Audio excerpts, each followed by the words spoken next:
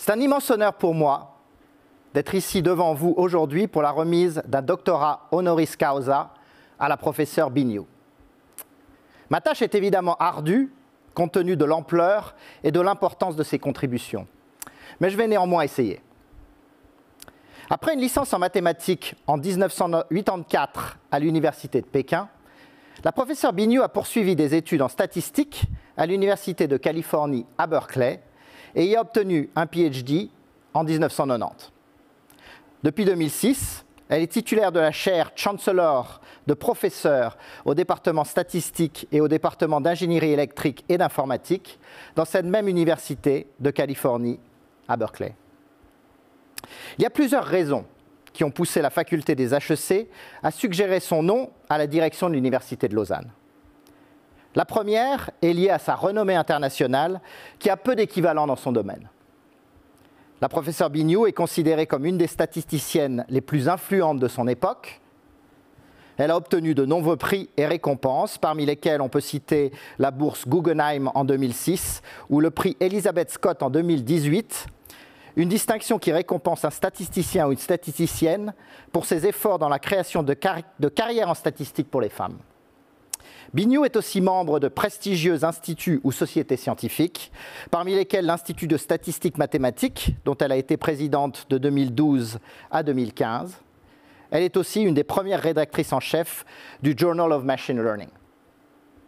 La seconde raison pour laquelle nous sommes extrêmement heureux de pouvoir remettre ce doctorat honoris causa à la professeure Biniou est liée à l'impact de ses travaux dans une discipline, la science des données, qui va être sans nul doute au centre de l'économie de demain.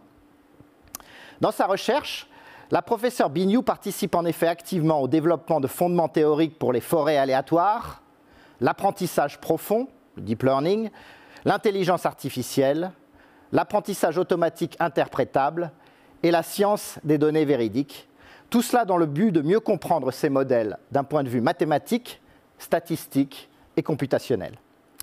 Ces travaux contribuent à la résolution de problèmes scientifiques dans de nombreux domaines, tels que les neurosciences, la génomique et la télédétection. La dernière raison pour laquelle nous sommes si fiers aujourd'hui de récompenser la professeure Biniou a trait à son caractère et à son ouverture sur les autres et sur le monde. Ses contributions sont bien loin de se cantonner au milieu scientifique et participent aux efforts collectifs pour mettre en place un monde meilleur. En ce sens, la professeure Biniou a récemment fait l'objet de couvertures médiatiques importantes, notamment pour ce qui concerne la prévision de la gravité de la Covid-19 aux États-Unis. Alors voilà, renommée, impact, ouverture, trois choses qui nous guident ici à la faculté des HEC. Merci, professeur Biniou, de nous avoir montré la voie et au plaisir de travailler encore longtemps avec vous. Je vous propose maintenant un entretien avec la professeure Biniou et la journaliste Nathalie Randin. Merci. Professor Biniou, hello, and thank you for being with us from San Francisco, from Berkeley. Hello and good morning. Good morning. Nice to meet you. And Professor Biniou, now I would like to ask you a few questions about your researches to know a little more about your field of research. Deep learning, artificial intelligence, data science, but also random forest. Your work has helped modernize incredibly complicated fields. Which one was the most important and striking experience for you? Well, this is a very tough one for me to choose because I love all of them. So let me explain why I cannot choose. It's because data science is really the power behind AI, right? The modern AI is really not like human intelligence yet. It's really about using machine learning algorithms and much human involvement with security data, from collecting data, data quality, domain knowledge, and then solve domain problems like in biology or neuroscience. And deep learning and random forest are two of the most amazing algorithms from machine learning, which is part of both statistics and computer science. And my group works with both algorithms, and we have been working with cardiologists from Stanford and UCSF to take advantage of the decision trees that build random forest to find genetic drivers of heart diseases. And there's a very nice matching of this decision tree to the thresholding behavior of biomolecules. So that's domain knowledge. And for deep learning, we work with also biologists and also cosmologists to develop first deep learning models. And then we can turn it into more conventionally understood wavelet transform to interpret as like local Fourier transform. So they don't always work. That's why I want to put it out there, especially with bad data. Nothing can help with bad data. But when they do, in combination with domain knowledge and domain experts, they just really have this wonderful expression and power to unlock a lot of mysteries about different complex problems. So I cannot choose, they're all connected. Can you tell us where comes from your passion for mathematics and statistics? When did it start? Is it a child passion? Indeed, it was when I was in third grade, my cousin gave me a book, something called Foundations of Applied Mathematics. And that was during the Chinese Cultural Revolution.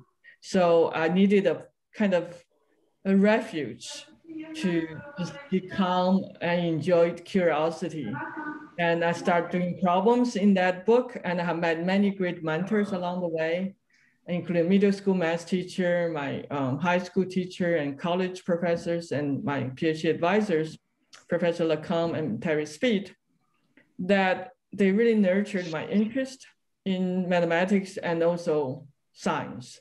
For me, in science, I do a lot of interdisciplinary research in sciences because the education I had from Peking University in China was very like mathematics only with very little physics. So I didn't have the breadth of the education the US colleges provide. So I think I'm trying to make up for my education by getting into all kinds of fascinating other fields to pursue my curiosity.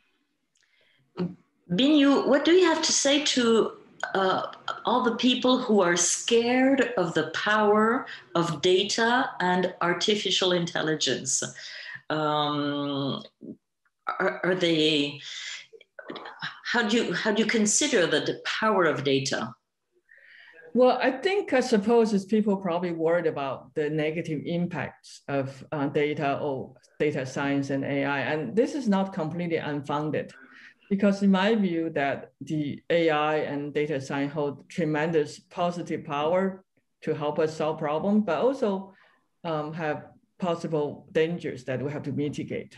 So I see it as how can we maximize the promises and harness the power of data at the same time, minimize the, I would say, the negative impacts, such as in like precision medicine, where I think the open source algorithms will need some oversight to have labels so that doctors just don't take it and we explain why and when it works. So we're more make the algorithm safe. They are really like products now, right? The AI algorithms or data science algorithm on the internet, they just open source software and anybody can use it, which is the power, but also can potentially be. Do you think one day we will be ruled by robots? I personally hope not. And I think if we make the robots that listen to us, it won't happen. And this is part of the work my group has been doing. We have developed this PCS framework, integrate machine learning and statistics, called predictability, computability, and stability, try to make the process rigorous and open and transparent. So the users can actually check our codes and check our thinking. So building trust for people to use AI, and they feel like they know how we did it, and then people will be less afraid. So it's trust between the users and the developers, and also between the developers, different groups, right? We have to understand what each other do and build on each other's work. So I see it, transparency and responsibility and reproducibility as the key for calm down the fear of the public about AI. Binyu, a last question about your work, because you have helped predict the severeness of COVID-19 in the US. Do you think that having the right information allows us to take the right decisions? That's also a very good question. So what we did last March and up to May was really helping a nonprofit organization called Responsible Life to distribute PPEs because there was a huge shortage of PPEs in the US. And we were only need to do short-term prediction, like a week or 2 weeks, because then we can just turn things around and deliver to where the PPEs were most needed. We're predicting at the county level death counts. But for policy making, I think we need longer term prediction, and that's a lot tougher because you see the virus are mutating and people's behaviors change, including mobility. And there's an interaction between the virus mutation and human behavior, like what we see in India. And what I can see make it work, I mean, for the remaining of this pandemic, for the future pandemics, really the different countries have to work together, and maybe WHO, we need a good data collection system and the computing platform that's accessible and secure. And people can really work together. We have very nimble reactions to outbreaks. And so we can make good decisions. I will stay away from the right decisions because it's very, very hard to know what's the right decision, but hopefully good decisions. You have three, at least, dimensions to a decision, right? You have public health dimension, economic angle, and also mental health. And with all of that, I think it's very challenging to define what's the right one. But a good decision, I hope, is possible. But that means predicting a pandemic like the COVID-19 is one of the worst challenge or the toughest challenge for a statistician like you are. Well, actually, most epidemiologists do the job, and I do think beyond the epidemiological models, agent models, statistical models, signal processing, machine learning can help. So I hope the next phase we can integrate these different approaches and to reach better decisions. Just one last question, Binu. What is your favorite field of research? What would you love to modelize? You have worked in so many different subjects and fields, but what would be your dream work as for statistics? My dream work right now, I mean, I have many interests, as you mentioned. My dream work has really developed this field I'll call scientific machine learning, which is really use machine learning and to develop science. Maybe you can end up deriving partial different equations using data and use that also help machine learning. So this is a field I'm very interested in. And also, as I mentioned, I'll call veridical data science, a quality control data science process. And our PCS is a kind of framework we develop for that. So both are intertwined, but kind of doing science with machine learning is what excites me most right now. Thank you very much, Binu, for sharing this moment with us and accepting the interview. Thank you very much for interviewing me.